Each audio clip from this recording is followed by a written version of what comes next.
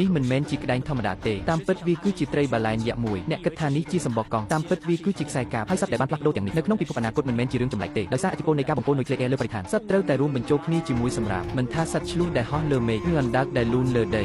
ទាំងអស់បានឆ្លងកាត់ការផ្លាស់ប្ដូរហ្វែងជាក្រុមត្រីតូចមួយដែលបានរួមបញ្ចូលគ្នាជាមួយធុងប្រេងចាស់កំពុងស្វែងរកអាហារហើយជុំវិញវាគ្រប់ទីកន្លែងពោពេញដោយដែកចាស់កង់និងក្តែងអាចមើលឃើញយ៉ាងច្បាស់បរិស្ថានបាតសមុទ្របានទទួលការបំពុលធ្ងន់ធ្ងរទោះយ៉ាងណាត្រីតូចនេះមិនដឹងអ្វីទាំងអស់បន្តស្វែងរកអាហារហើយមិនដឹងអំពីគ្រោះថ្នាក់ដែលកំពុងមកដល់ភ្លាមត្រីឆ្លាមយក្សមួយហែមករកវាត្រីឆ្លាមនេះបានឆ្លងកាត់ការផ្លាស់ប្ដូរយ៉ាងធំដោយសារកម្លាំងវិទ្យុសកម្មនុយក្លេអ៊ែរមានរាងកាយរឹងមាំជាងមុននិងថ្មីតែមិនអាចបំបែកបានសូម្បីតែអាចបុកបំបែកថ្មបានយ៉ាងងាយភ្នែករបស់វាបញ្ចេញពន្លឺវិទ្យុសកម្មអាចមើលឃើញគ្រប់យ៉ាងក្នុងភាពងងឹតគ្រាន់តែខំមួយមាត់ក៏ស្លាប់ភ្លាមត្រីធំដែកប្រញាប់លាក់ខ្លួនចូលក្នុងស្នាមប្រេះនៃថ្មនៅក្បែរបានជៀសផុតពីការតាមដានរបស់ត្រីឆ្លាមយក្សនោះដោយជោគជ័យវាមើលត្រីឆ្លាមនោះដែលបុកថ្មដោយគ្មានប្រសិទ្ធភាពហើយដូច្នេះបានបន្ធូរការប្រុងប្រយ័ត្នប៉ុន្តែវាមិនដឹងទេគ្រោះថ្នាក់ពិតប្រាកដកំពុងលួចលុកមកជិតវាយ៉ាងស្ងាត់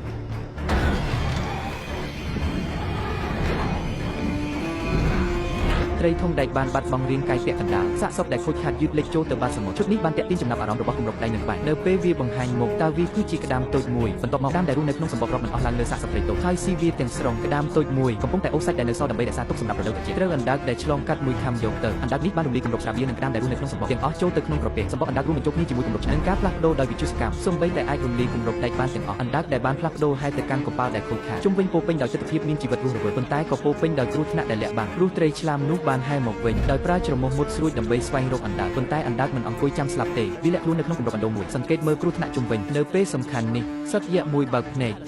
ដោយប្រើអំពីធំច្រើនគូចាប់យ៉ាងតឹងនៃត្រីឆ្លាមដែលបានផ្លាស់ប្ដូរត្រីឆ្លាមព្យាយាមតស៊ូខ្លាំងដើម្បីគេចចេញពីអន្ទាក់ស្លាប់នេះនៅពេលកាមេរ៉ាទាញទៅឆ្ងាយតើវាគឺជាជ្រូតយក្សមួយដែលរួមបញ្ចូលគ្នាជាមួយយន្តហោះហើយនៅខាងក្រោមអណ្ដើកគម្របឆ្នាំងកំពុងតែស្វែងរកឱកាសគេចខ្លួនដោយភ័យខ្លាចសង្ឃឹមចាក់ចេញពីពិភពទឹកដ៏គួរឲ្យខ្លាចនេះដើម្បីស្វែងរកជីវិតស្ងប់ស្ងាត់នៅលើដីនៅពេលវាឡើងមកដល់ដីសត្វឆ្លូសដែលពេញដោយកង់និងដែកបានផ្លាស់ប្ដូរកំពុងតែសម្លឹងមើលវាយ៉ាងតឹងឆ្លុះប្រញាប់ហោះចុះមកពីលើខ្ពស់វាសនារបស់អណ្ដើកអាចស្រមៃបានយ៉ាងងាយ